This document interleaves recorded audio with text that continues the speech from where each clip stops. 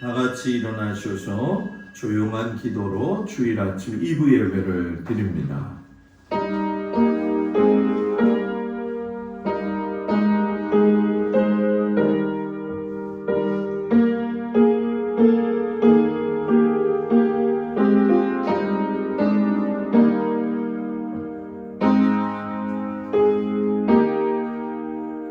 하나님은 영이시니 예배하는 자가 영과 진리로 예배할지니라. 아멘. 경배 찬양 15장 찬양하겠습니다.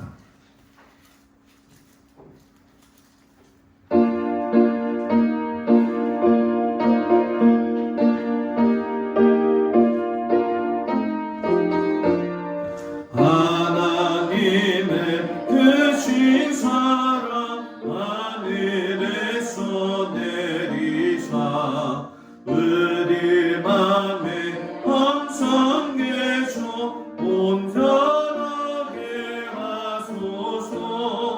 우리 들은 자비하사 사랑 유한하시니 두려워서 하는 자를 구원하여 주소서. 걱정 근심 많은 자를 성령 감화하시며 복과 은혜 사랑받아 평안하게 하소서. 전과 끝이 되신 주님 항상 인도하셔서 마귀 유혹하는 것을 속히 끊게 하소서. 전능하신 아버지여 주의 능력 주시고 우리 맘에 임하셔서 떠나가지 마소서. 주께 영광 항상 돌려 천사처럼 섬기며 주의 사랑 영영토록 찬송하게 하소서. 우리들이 모든 다소 의미 없게 하시고 주의 크신 구원받아 온전하게 하소서. 영광에서 영광으로 천국까지 이르러 크신 사랑 감격하여 경배하게 하소서.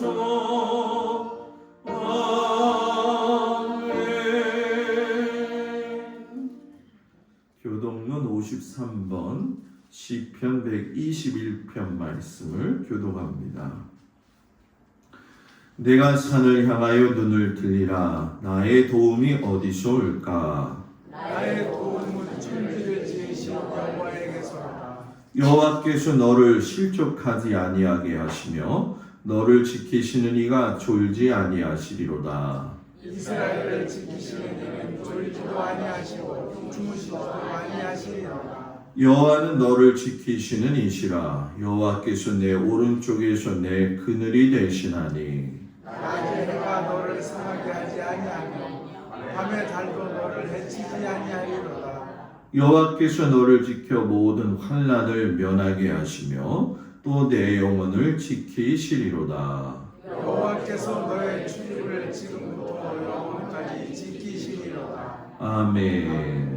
전능하사 천지를 만드신 하나님 아버지를 내가 믿사오며 그 외아들 우리 주 예수 그리스도를 믿사오니 이는 성령으로 잉태하사 동정녀 마리아에게 나시고 본디오 빌라도에게 고난을 받으사 십자가에 못 박혀 죽으시고 장사한 지 사흘 만에 죽은 자 가운데서 다시 살아나시며 하늘에 오르사 전능하신 하나님 우편에 앉아 계시다가 저리로서 산자와 죽은 자를 심판하러 오시리라. 성령을 믿사오며 거룩한 공예와 성도가 서로 교통하는 것과 죄를 사하여 주시는 것과 몸이 나이 사는 것과 영원히 사는 것을 믿사옵나이다. 아멘.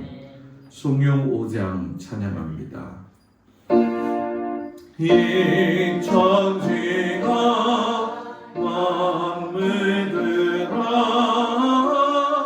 없으시는 주 여호와 전능 성령 성녀 성령 찬송하고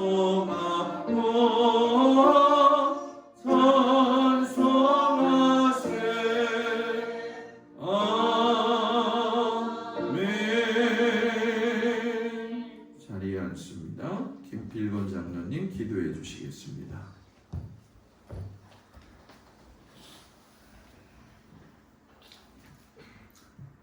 사랑이 풍성하신 하나님 아버지, 무더운 여름이 지나고 청명한 가을이 왔습니다. 우리 교회 모든 공사를 은혜 중에 마치게 하시고 하나님 앞에서 온 교우가 이 좋은 계절에 천국의 예배를 드리게 하시니 감사합니다. 오늘도 길이요 진리요 생명이신 예수님을 통해 하나님의 보좌로 담대히 나아갑니다. 부족한 우리의 모습이지만 정성을 다해 예배드릴 때 우리의 예배를 연락하여 주옵소서. 조용히 어제의 삶을 돌아봅니다. 때때로 삶에 지쳐서 기쁨이 사라질 때도 있었음을 고백합니다. 의욕을 잃은 채 소망 없는 사람처럼 세상과 환경만 탓하며 생활했음을 고백합니다. 우리의 상처를 주께 보여드리지 않았고 치유를 받아 다시 일어나려고 하지도 않았음을 용서하옵소서. 부끄러운 모습으로 주 앞에 왔사오니 용기를 주시고 다시 일어나게 도와주옵소서. 시원한 가을바람이 불어오는 것처럼 저희에게도 성령의 바람이 불기를 원합니다. 우리의 제약과 영적 황무함이 갱신되길 간절히 소망합니다. 참으로 사회가 어수선하고 코로나19로 인한 경제적인 어려움에서 기초가 다시 쌓아지게 하시고 코로나도 잠재워 주셔서 한국 교회의 성도들이 마음 놓고 주의를 거룩하게 지킬 수 있도록 부흥의 불길이 다시 타오르게 하옵소서. 우리에게 소망을 주시는 하나님, 우리에게 자녀를 허락하시니 감사드립니다. 온 삶을 통하여 하나님의 뜻을 이루게 하시고 주님의 사역에 쓰임받게 하옵소서. 지혜와 능력을 주사 주님이 원하시는 일들을 감당할 수 있게 하옵소서. 항상 믿음 안에서 주님을 바라보며 살기를 원합니다. 악으로만 치닫는 이 세대 속에서 구별된 삶을 살게 하옵소서. 오늘도 하나님의 진리 등대에서 말씀의 등불이 비추일 때 말씀의 빛을 따라가게 하옵소서. 우리에게 성실한 등대지기 목사님을 보내주셔서 감사합니다. 말씀을 전하실 때 지치지 않게 붙잡아 주시고 세상의 험한 바다에 빠져가는 우리를 건져내게 하옵소서. 어제도 오늘도 그리고 내일도 우리와 함께 하시는 예수님의 이름으로 기도드립니다. 아멘. 하늘에 계신 우리 아버지여, 이름이 거룩히 여김을 받으시오며 나라에 임하옵시며 뜻이 하늘에서 이루어진 것과 같이 땅에서도 이루어지이다. 오늘날 우리에게 일용할 양식을 주옵시고 우리가 우리에게 죄 지은 자를 사하여 준 것과 같이 우리의 죄를 사하여 주옵시고 우리를 시험에 들게 하지 마옵시며 다만 악에서 구하옵소서. 나라와 권세와 영광이 아버지께 영원히 있사옵나이다. 아멘.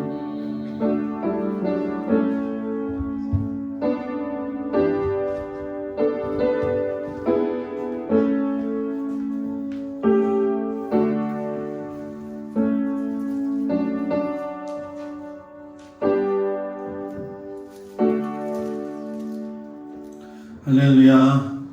우리 옆 사람하고 인사합니다. 샬롬. 오늘 아침 주님 앞에 나온 귀한 성도들 주의 이름으로 축복을 드립니다. 오늘은 9월 첫 주일 자녀 축복 주일입니다. 자녀들을 위한 부모의 기도가 아주 중요한 때입니다. 눈물의 기도를 통해서 자녀들을 축복하시기 바랍니다. 오늘은 교육자 복원 주일입니다. 담임 목사와 그의 가정을 위해서도 기도해 주시고 성도들의 가정에도 건강하기를 위해서 같이 기도하는 한 주간 되기 바랍니다. 올해도 벌써 4개월밖에 남지 않았습니다. 교회 회기는 11월에 마무리되기 때문에 3개월 이제 남았지요. 추수의 열매가 부끄럽지 않게 최선을 다해서 섬기고 돌보고 또 기도하는 우리 성도들 되어지기를 주의 이름으로 축복을 드립니다. 우리 찬송가 383장 부르시면서 하나님 앞에 예물 드리겠습니다.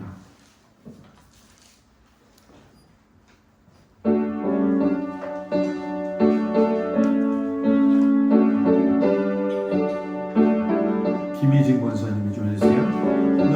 어느 산에 보니 오늘 어디서나 선지 지은 주 하나님 나를 도와주시네. 나의 발이 실족하게 즐겁게 여지키며 택한 백성 항상 지켜 길이 보호하시네. 도우시는 하나님이 내게 그늘 되시니 낮의 해와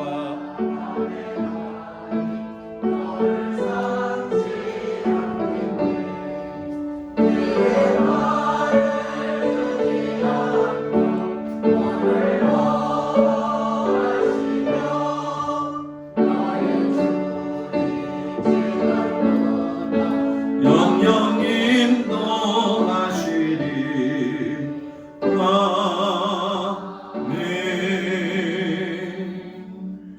10의 1조 한정수 장로님, 박청자 권사님, 김종숙 권사님, 또 저희 가정들이었고요. 각동일 권사님, 김수자 집사님, 박상수 권사님, 김정자 권사님, 김필권 장로님, 강민숙 권사님, 정경순 권사님, 고승준 집사님, 감사예물 한기호 집사님, 김희진 권사님, 한정수 장로님, 박청자 권사님, 김종숙 권사님, 강옥순 권사님, 김학렬 집사님, 손현옥 집사님, 또 저희 가정이 드렸습니다. 김하은, 김하영, 또 각덕일 권사님, 김수자 집사님, 장혜정, 장민석, 고승호 집사님, 김찬자 권사님, 고경인, 장수진, 하은이, 하진이, 고경수, 황지선, 아린이, 강현진, 또 박상수 권사님, 김정자 권사님 자녀 감사, 김영미, 오서연, 김종민, 조혜인, 김필권 장로님, 강민숙 권사님, 생일 감사예물 한기호 집사님, 장석원 집사님 드렸습니다. 기도합니다. 아버지 하나님의 그 귀한 사랑에 참으로 감사를 드립니다.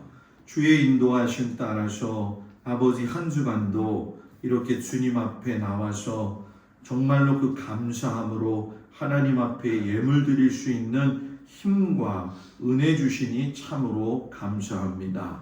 먹고 마시고 또 볼 수 있는 그 은혜가 당연한 것처럼 여겨지지 않게 하시고 감사함으로 하나님께 영광 돌리며 믿음의 길을 걸어갈 수 있는 우리 모두가 되어지도록 하나님 도와 주옵소서.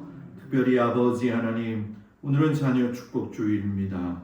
자녀들을 위해서 아버지 하나님 기도하는 우리 성도들의 그 기도를 들으시고 하늘 문을 여시고 하나님께서 그 자녀들을 보호하시며 하나님께서 어려운 가운데에서도 앞길에 동행하여 주시옵시고 이 코로나 시대의 자녀들을 하나님께서 건강으로 지켜주시옵소서. 또 우리 성도들에게도 하나님 큰 은혜를 부어 주사 하나님을 사랑하며 아버지 애쓰고 수고하는 그 삶의 현장 주님 축복하셔서 최선 다해 수고하는 그 손길 위에 수고의 열매로 차고도 넘치는 은혜가 있게 하여 주시옵소서. 먹을 것 입을 것 쓸 것으로 인하여 궁핍당하지 아니하도록 하나님께서 함께 하시기를 간절히 축복하면서 흠양하여 주심에 감사하며 예수님의 이름으로 기도드렸습니다. 아멘.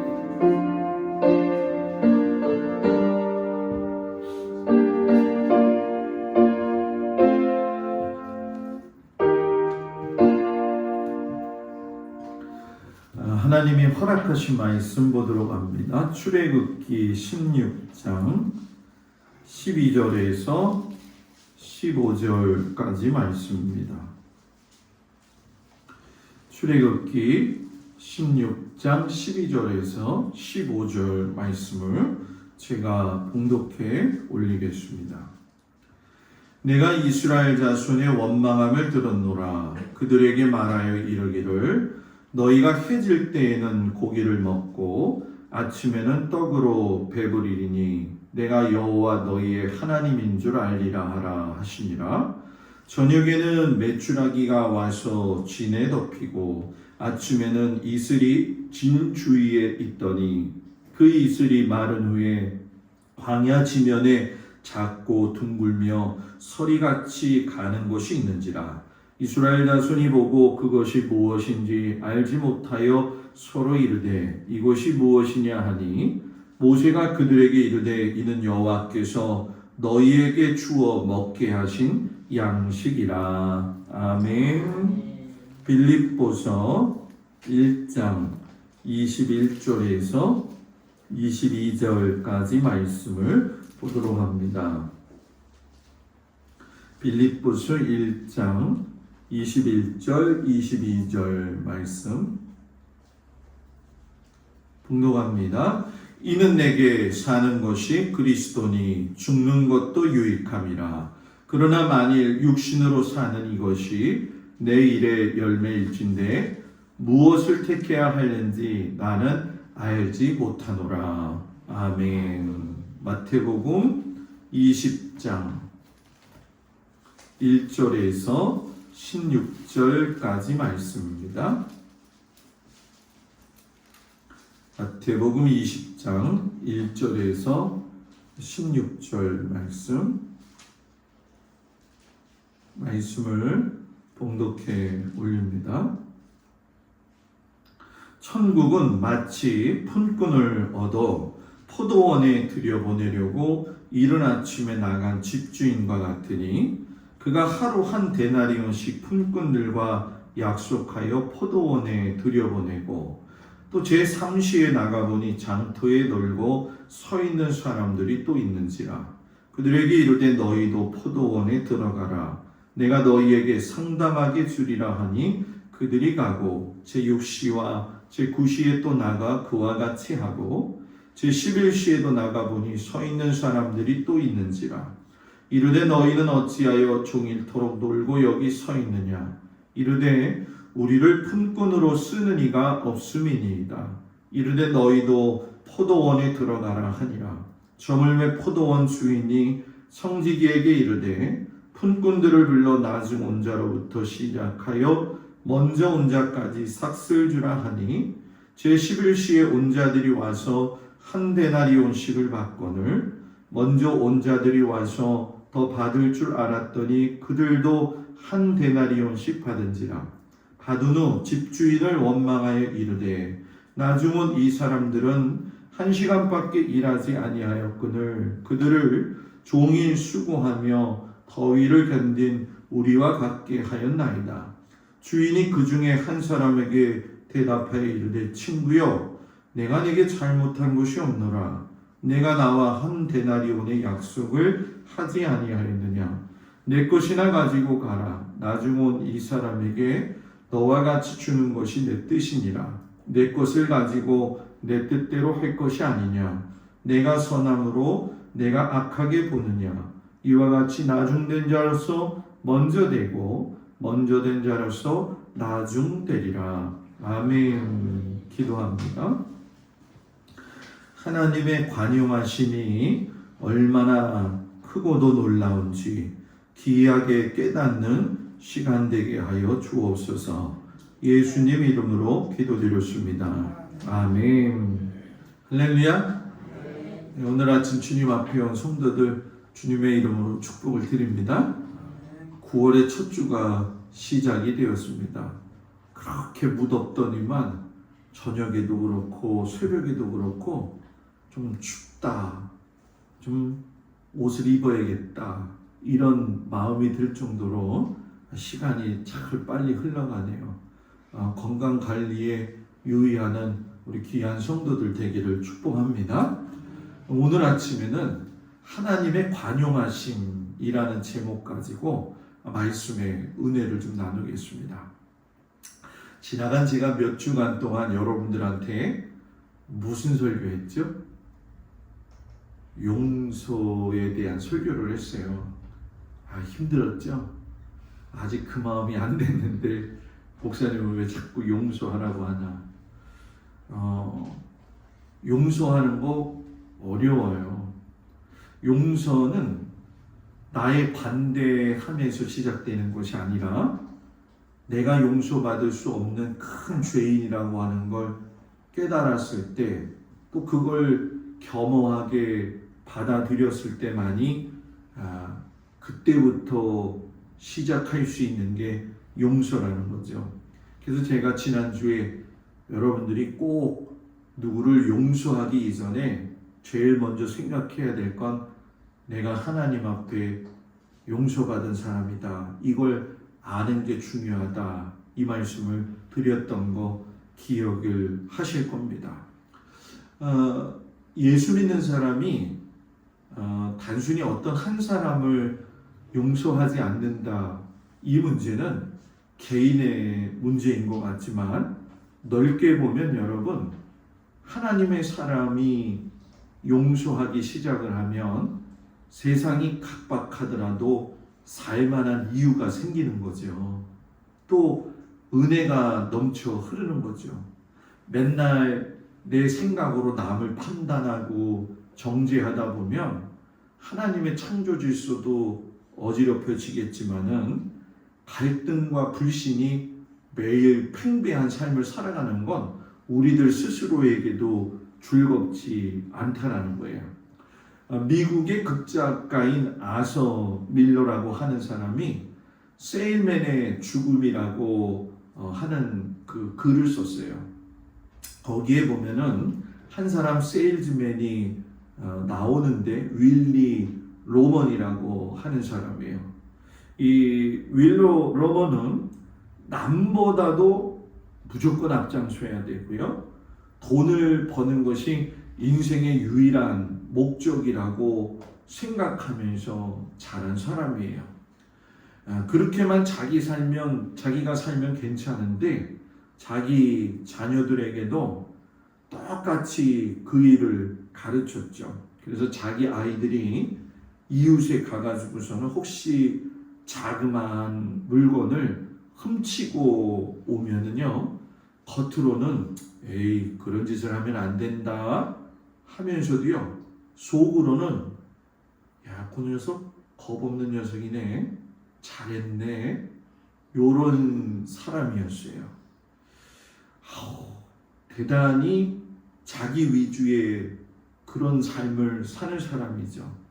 세일즈맨으로서는 타고났기 때문에 자기 직장에서는 대단히 성공을 거둔 사람이었고 또 직장이 성장하는 데 있어서도 대단히 큰 공로를 했던 사람이에요.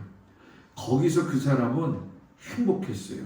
내가 이렇게 수고했고 이렇게 노력한 결과가 내 삶의 결과다. 불황이 근데 닥치면서 이 윌리의 입지도 어려워지게 됐죠. 30년 이상 되어진 그 회사에서 해고를 당하게 돼요. 나는 폐물이 되었구나. 나는 이제 쓸모없는 사람이 되었네. 이런 그 가치관의 혼란이 오면서 이 윌리가 마침내는 자살을 하게 되어져요. 그를 묘지에 안장할 적에 어떤 아들은 뭐라고 이야기하냐면 아버지는 언제나 1인자가 되려고 했던 사람이지 라고 이야기하는 아들도 있고요. 또 어떤 아들은 아버지는 자신이 누구인지조차도 모르고 살아가셨던 사람이다. 이렇게 이야기를 하더라고요. 아손 밀러가 이 책을 쓰면서 우리에게 이야기하고 싶었던 것은 이 윌리 로먼이라고 하는 사람이 그 사람의 인생만으로 끝나는 게 아니라 지금 현대를 살아가고 있는 우리들의 현실적인 모습이고 앞만 보고 가는 그 인생이 얼마나 비극적인 삶으로 결말을 내는지를 가르쳐 주기 위함이었죠. 자본주의 세계라고 이야기를 하는데 요즘 이 자본주의 세계에서 제일 중요한 건 돈이죠. 그래서 돈이 모든 가치의 척도가 되어져요. 가난한 사람들은 어떻게든 돈을 잘 벌어가지고 성공해야 되겠다. 그래가지고서는 자신의 본래 모습이 어떻게 되는지도 모르고 그냥 소외돼서 살아가고요. 부자인 사람들은 더 부자가 되겠지 하면서 그 욕망에 이끌려서 남의 위에 군림하고 다른 사람들을 아프게 하면서 자신의 본래 모습에서 소외되어 가는 세상이 바로 오늘 같은 세상이라는 거예요. 오늘 우리가 읽은 성경 복음서에 나오는 그 모습이 바로 그러한 모습이죠. 여러분 우리가 마태복음 읽은 말씀이 무슨 비유죠? 포도원 품꾼의 비유잖아요. 어떤 포도원 주인이 포도를 갖다가 이제 거두어 드려야 되는데 아침에 일찍 나가가지고서는 사람들을 불러 모아요. 일손이 모자랐는지 12시에도 나가고 3시에도 나가고 5시에도 나가죠. 그래서 아침 일찍부터 일한 사람하고 저녁 5시에 부른 사람까지 한꺼번에 한 데나리온씩 이제 보상을 해주는 그런 이야기예요. 여러분 이스라엘 그 팔레스타인 지역은 포도 재배가 너무 잘 되는 곳이에요. 지난번에 그 뉴스에서 한번 보니까 어떤 일이 있더라면은 예수님 당시에 포도 씨앗이 발견이 되어져 가지고서는 그걸로 요번에 과학자들이 예수님 당시에 포도를 다시금 재배해 가지고 성공을 했어요. 저도 이스라엘 가봐서 알지만 이스라엘의 그 포도주는 참 상품 중에 상품이거든요. 그런데 상품인 포도를 얻기 위해서는 대단히 힘들었어요. 우리는 여러분 이렇게 포도밭이 강화도 보면은 이렇게 길거리 지나가는 평지에 있잖아요. 근데 이스라엘은 산기슭에 이 포도밭이 있어요. 올리브 나무도 마찬가지죠. 그래서 계단식으로 만들어 놓는데 산에다가 심어 놓으니까 돌들이 엄청 많겠죠. 그래서 이 돌을 골라내고 어린 포도나무를 줄 세워가지고서는 가지가 느려뜨려지는 것을 다 일일이 사람을 시켜가지고선 세워야 했지요. 뭐 우리나라도 그렇지만 9월이 시작이 되면서 이 이스라엘도 포도를 수확하게 되는데 우리나라는 장마가 6월 말부터 시작해서 7월 말까지 되어지는데 이스라엘은 여러분 성경에서 들어보셨지만 이른 비가 있고 늦은 비가 있다 그런 말씀 들으신 적이 있죠. 이른 비가 바로 9월 달에 시작이 됩니다. 그러니까 쉽게 설명하면 장마가 9월 달부터 시작되어지는데 포도 수확 시기하고 맞아 떨어지는 거예요. 그래서 포도를 제때 거두어 들이지 않으면 한 해 농사를 망칠 수밖에 없는 그런 상황이었죠. 그래서 그런지 오늘 말씀에서도 이 포도원 주인이 등장을 해가지고 일찍부터 나가서 하루에 한 데나리온의 일당을 약속하고 일꾼들을 고용을 해요. 그런데 얼마나 포도 농장이 큰지 모르겠지만은 일손이 모자랐던 것 같아요.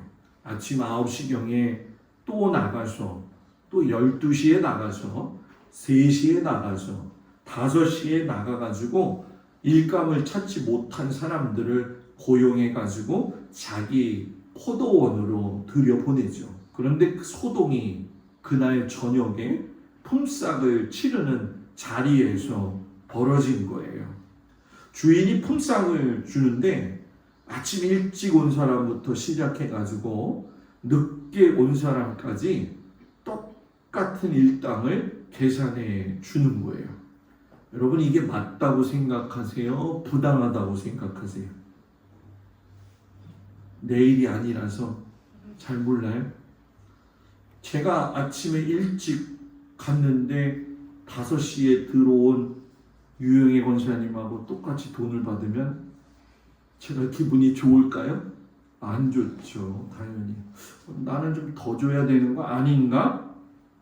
이거는 그런데 우리의 생각이라는 거예요.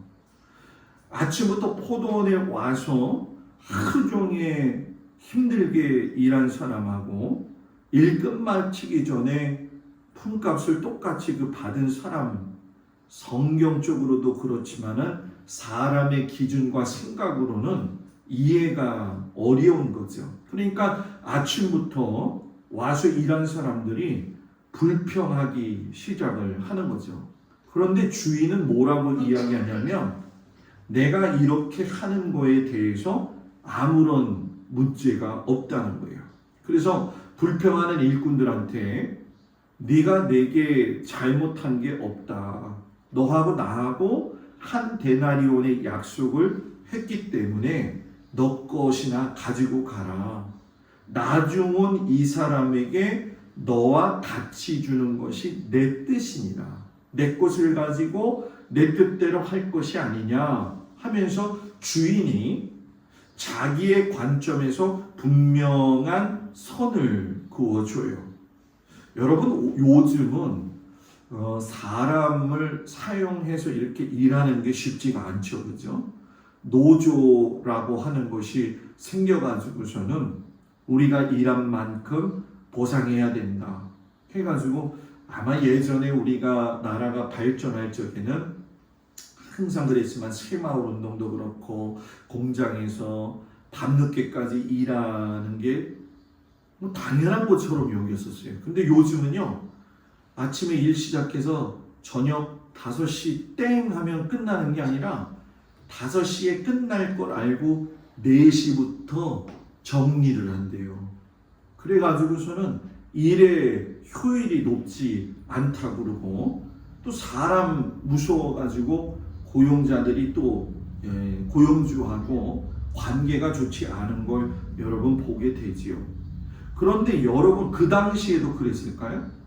그 당시에 주인이 종들의 눈치를 봤다? 전혀 그런 일이 없었죠. 내 것 가지고 내가 한다는데 너희가 뭐라고 하느냐? 이 고용주의 권한이 아주 막강한 시기였어요. 근데 그 막강한 권한을 가진 포도원 주인이 여러분 잘 생각해 보세요. 아침부터 일한 사람의 임금을 한 데나리온 준다는 걸 줬어요. 깎았나요? 안 깎았나요? 안 깎았지요. 저녁에 나와서 일한 사람한테 한 데나리온 준다고 약속해가지고 줬어요. 잘못했나요? 안 잘못했나요? 안 잘못했죠. 그런데 보는 관점이 다르다 보니까 일꾼들의 입장에서는 여러분 뭐예요? 저 주인은 아주 공평하지 못한 사람이다 라고 이야기하지만 성경 그대로 그 자체를 해석하면 주인은 그렇게 나쁜 사람이 여러분 뭐예요? 아니죠. 그러면 예수님은 무엇을 말씀하고 싶으셨냐 하는 거죠. 여기서 예수님이 말씀하시고 싶은 건 포도원 주인이 하나님이시라는 거예요. 하나님은 어떤 분이냐? 하나님의 관용은 사람이 생각하는 고정관념과 상식을 넘어선다는 거죠. 아무런 관심을 가져주지 않았던 그 사람들, 포도원 주인이었던 하나님이 관심을 갖고 그들을 여러분 뭐예요? 포도원으로 불러 놓으셨다라는 거예요. 여러분 9시에 그래도 정상적으로 부름받으면 좀 괜찮은 사람이에요. 그죠? 12시에 부름받은 사람은 시간이 좀 애매하긴 하지만 그렇게 흠잡을 때는 없을 거예요. 그런데 3시나 5시에 부름받은 사람은 안 부름받은 데는 안 불러줄 수밖에 없는 이유가 있었겠죠. 그죠? 뭐 건강하지 않다던가 나이가 많아서 노동이 어렵겠구나 생각을 했기 때문에 사람의 상식으로는 그런 사람들을 고용하면 안 되는 것이 사실이죠. 그런데 이 포도원 주인이 뭐라고 이야기하세요? 너희도 포도원에 들어가라. 이 이야기는 구원론적인 의미에서 본다고 한다면 사람의 상식으로 볼 때는 천국에 들어갈 수 없는 자라도 하나님은 그에게 구원의 문을 갖다가 열어놓고 계시다는 거죠. 오후 5시까지 놀고 있었던 어찌 보면 결함이 있었고 사람들에게까지 인정받지 못한 사람들에게도 하나님은 구원의 문을 열어 놓으셨다는 거예요. 그런데 문제는 그 다음이죠. 주인이 청지기를 시켜가지고 나중 온 자로부터 해가지고 먼저 온 자까지 품삯을 지급하게 되어지는데 1시간 받은 사람이 똑같은 거예요. 여러분들이 1시간밖에 일하지 못했어요. 그런데 주인이 여러분들한테 한 데나리온씩 줄 때 기분이 어떨 것 같아요? 안 받아봐서 모르겠어요. 사람이라는 게 그렇잖아요. 나는 1시간밖에 일했기 때문에 아마 주인이 그냥 조금 주겠지. 그거 줘도 그냥 감지덕지 하지. 그랬을 거예요. 그런데 받았는데 뭐예요? 한 데나리온이에요. 안 기뻐요? 기쁘죠. 너무 고마운 일 아니에요? 아마 입에 침이 바를 정도로 저 사람은 정말 좋은 주인이야 라고 이야기했을 거예요. 그런데 입장 바꿔서 여러분들이 아침부터 열심히 일했는데 한 데나리온 받았어요. 어떨 것 같아요? 아니 이 주인이 나를 갖다가 물로 보는 거야 뭐야 이런 마음이 생기지 않겠어요? 나도 동등한 대우를 받아야 되니까 더 줘야 되지 않겠느냐라고 그 생각을 가질 수밖에 없다는 거예요. 그런데 여기서 중요한 건 뭐냐면 그건 그 사람이 가지고 있는 그 삶의 사고방식이고 어떻게 보면 인간이 가지고 있는 삶의 관점이었다라는 거죠. 그래서 여기서 느낄 수 있는 게 뭐냐면 예수님은 하나님의 심정을 가지고 사람을 보고 살필 줄 알아야 된다는 거죠. 여러분 찔러도 피 한 방울 안 나오는 사람 만난 적이 있어요? 저는 만나본 적이 있어요. 진짜 피 한 방울 안 나올 것 같아요. 꼿꼿해요. 이거는 이거야 딱 그러거든요. 그런데 한번 여기서 생각해 보자는 거죠. 여기서 그 사람이 피 한 방울 찔러도 피 한 방울 안 나오는 사람이 잘못됐다는 게 아니라 내 사고방식에 의해서 이건 아니라고 했을 적에 남을 이해하거나 배려하지 못한 사람들의 특징이 뭐냐면 사납다라는 거예요.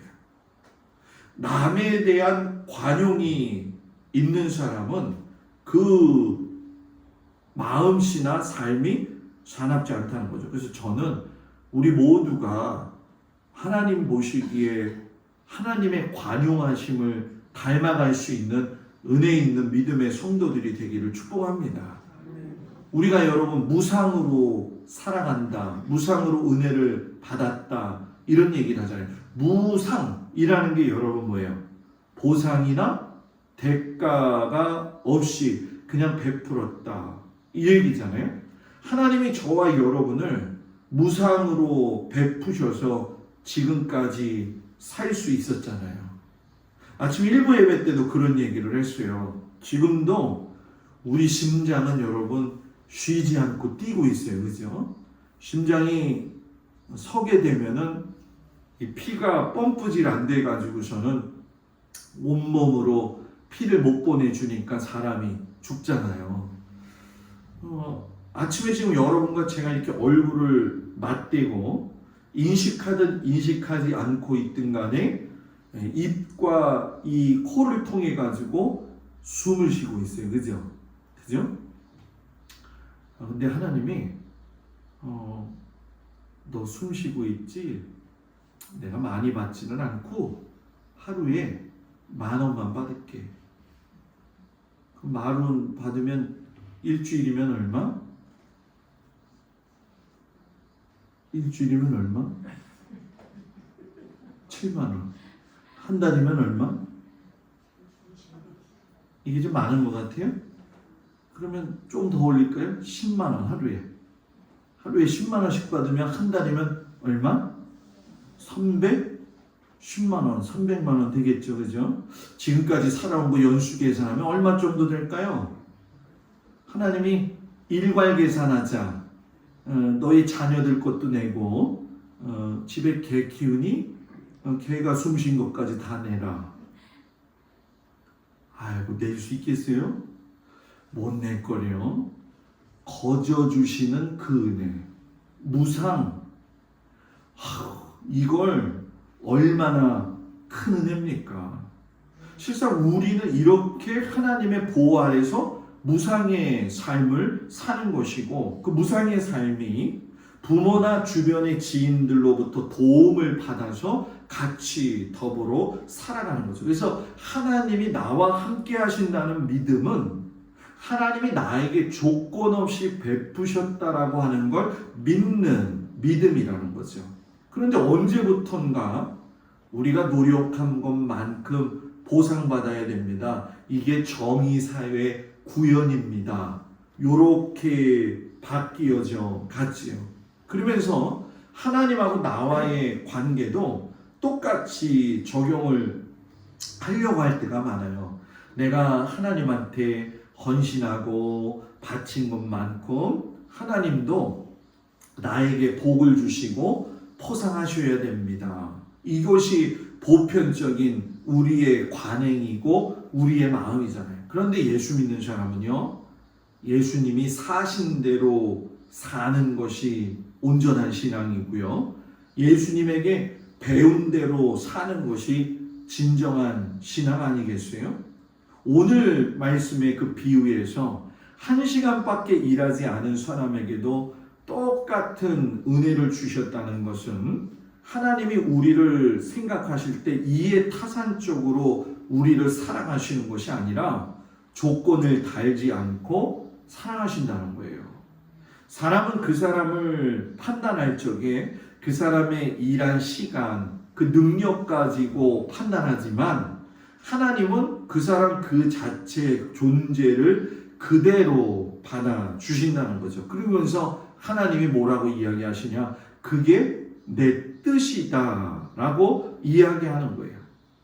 그러니 여러분, 오늘 저와 여러분들이 이 말씀을 들을 적에 감사할까요? 안 할까요?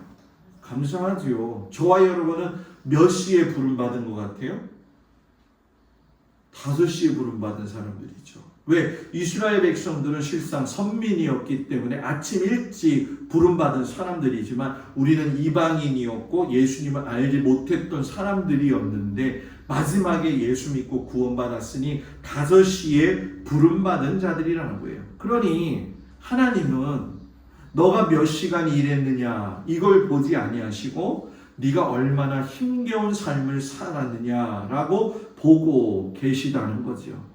그러니 여러분, 우리가 이 말씀을 통해서 하나님의 일방적이고 아낌없이 주시는 그 사랑에 감사하면서 살 수 있는 우리 모두가 되어지길 주의 이름으로 축복을 드립니다. 하나님은 내가 어떤 공로와 노력을 했느냐를 따라서 우리를 사랑하시는 게 아니라 그냥 나 자체가 좋으신 거고요. 여러분 자체가 너무 기쁘고 너무나 감사한 존재로 우리를 사랑하고 계시다는 거예요. 그럼 왜 그러느냐? 하나님이 아버지가 되시기 때문에 그렇다는 거죠. 오늘 구약 성경에 보게 되면은 하나님이 메추라기와 만나를 내려주셔요. 여러분, 만나와 메추라기를 먹는 사람들이 누군가요?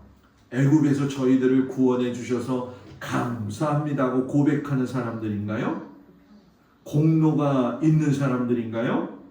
처음부터 나와서 지금까지 모세와 아론과 하나님을 향해서 끊임없이 불평하고 원망하는 사람들에게 하나님이 메추라기와 만나를 주셨어요. 하나님의 전적인 은혜죠. 만약에 그 사람의 행위대로 갚으신다고 한다면 불평만 하는 그 사람에게 하나님이 주실까요? 오히려 죽이셨겠지요. 그리고 또 여기서 놀라운 건 뭐냐면 모세와 아론이 일 너무나 잘했다고 해서 그 사람들만 메추라기 2마리 주셨나요? 아니에요. 똑같이 주셨어요. 차별하지 않고 사랑하셨다는 거죠. 하나님의 기준이 그렇다라는 거예요. 오늘 복음서의 결론에 보게 되면 더 충격적인 말씀을 예수님이 하시죠. 이와 같이 나중된 자가 먼저 될 수도 있고 먼저 된 자가 나중될 수도 있다. 이 말씀이 저와 여러분을 살리게 하는 거죠. 여러분, 오늘 읽은 말씀에 천국은 마치 품꾼을 얻어 이렇게 시작하잖아요. 포도원의 비유가 천국에 관한 이야기라는 거예요. 천국에 들어가는 그 기준은 세상의 기준하고 다르다는 거예요. 천국에서 하나님은 우리를 능력으로 구분하지 않으신다는 거예요. 저는 그래서 감사해요. 제가 그렇게 능력이 많지 않아가지고 목회하면서도 어떡하나 하나님이 힘 주셔야 되는데, 그런데 그냥 있는 모습 그대로 사랑하시다는 거예요. 근데 저만 그러겠어요? 여러분들도요, 있는 모습 그대로 하나님이 사랑하신다는 거예요. 나중된 자고요, 약점투성이지만은 어떠한 차별도 없이 여러분들을 사랑하시는 거죠. 근데 이렇게 말을 하면요, 어떤 사람은 그래요. 아, 그래요 목사님? 그러면 뭐 굳이 신앙생활 열심히 할 필요도 없을 것 같은데요. 공평하신 하나님이니까 뭐 시간 되면 잘 해주실 텐데 뭐 대충 하다가 대충 하나님 나라 들어가면 되겠지요. 이런 생각하면 안 돼요. 왜냐하면 어떤 사람이 신앙생활을 바르게 할 수 있느냐, 그것은 하나님의 은혜를 진심으로 깨달은 사람들이 온전히 할 수 있는 거예요. 그 감격에 겨워 산 사람이 누구냐? 바로 사도 바울이죠. 사도 바울이 빌립보서 1장 21절 22절에 이는 내게 사는 것이 그리스도니 죽는 것도 유익함이라. 그러나 만일 육신으로 사는 것이 이것이 내일의 열매일진데 무엇을 택해야 할지 나는 알지 못하노라. 여러분, 이걸 공동 번역으로 보면요, 이렇게 얘기하는 거예요. 나에게는 그리스도가 생의 전부입니다. 그리고 죽는 것도 나에게는 이득이 됩니다. 그러나 내가 더 살아서 보람 있는 일을 할 수 있다면 과연 어느 쪽을 택해야 될지 모르겠습니다. 이거예요. 쉽게 설명하면 뭡니까? 나는 죽어도 좋고요. 나는 뭐예요? 살아도 좋아요. 누구 때문에? 하나님 때문에. 그래서 바울이 예루살렘에 가서 잡혀서 로마로 압송되어져 가지고 죽을 수밖에 없는 상황을 알면서도 그 길을 걸어가는 거죠. 죽어도 감사하다, 이렇게 고백했다는 거죠. 여러분, 우리가 하나님의 관용하심에 대해서 깊은 감사의 마음을 가져야 될 줄 믿습니다. 내가 어떤 초라한 모습을 가지고 살아도, 남들이 보기에 조그마한 성과물을 가지고 산다 할지라도, 부족한 삶의 태도와 모습을 가지고 있다 할지라도, 또 어떨 때는 모난 삶을 산다 할지라도 하나님은요 그저 그 모습 그대로 나를 사랑하신다는 거죠. 내가 있잖아요, 좀 부족해도 연약해도 그냥 하나님은 그 모습 그대로 보고 사랑해 주신다는 거예요. 저와 여러분은요 5시에 부름받은 그 일꾼들이에요. 값없이 주시는 그 은혜로 이제는 포도원에 들어가는 하나님의 구원의 은혜를 경험한 사람이죠. 하나님의 이 관용하심을 마음속에 깊이 깨달으면서 우리가 감사함으로 감사함에 걸맞는 신앙의 삶을 살아가는 우리 모두가 되기를 주님의 이름으로 축복을 드립니다. 다 같이 일어나셔서 몸이 아픈 곳에 손을 얹고 기도하겠습니다. 하나님, 이 시간 몸이 아픈 곳에 손을 얹고 기도합니다. 주여, 이 시간 찾아오셔서 주님의 피 묻은 손으로 어루만져 주시옵소서. 주님의 보혈로 깨끗하게 하시고 그 마음의 어려움과 그 육신의 어려움을 주님께서 치유하사 아버지 하나님 새 힘을 얻게 하시고 일어서게 하여 주시옵소서. 하나님이 값없이 우리를 사랑하시고 그 관용하심이 너무나도 크기 때문에 오늘도 우리는 무상으로 은혜를 받으며 살아갑니다. 호흡할 수 있는 거 감사하는 마음, 먹을 수 있는 거 감사하는 마음, 볼 수 있는 거 감사하는 마음으로 살아갈 수 있는 우리 귀한 성도들이 되어지도록 주님 함께하여 주시옵소서. 삶의 현장으로 흩어져 나갑니다. 애쓰고 수고하며 노력하며 최선을 다해 살아가는 귀한 성도들 위해 하나님 함께하여 주셔서 그 하나님의 한량없는 그 은혜와 사랑을 만끽하며 살 수 있도록 주님 함께하여 주시옵소서. 이제는 우리 주 예수 그리스도의 은혜와 우리를 사랑하시는 하나님의 그 놀라우신 사랑과 성령님의 위로하시고 돌보시고 인도하심이 하나님의 그 사랑에 감격해서 오늘도 최선을 다하여 믿음의 길을 걸어가고자 출발하는 우리 모든 성도들 위해 이제로부터 영원토록 함께하여 주시기를 간절히 축원하옵나이다. 아멘.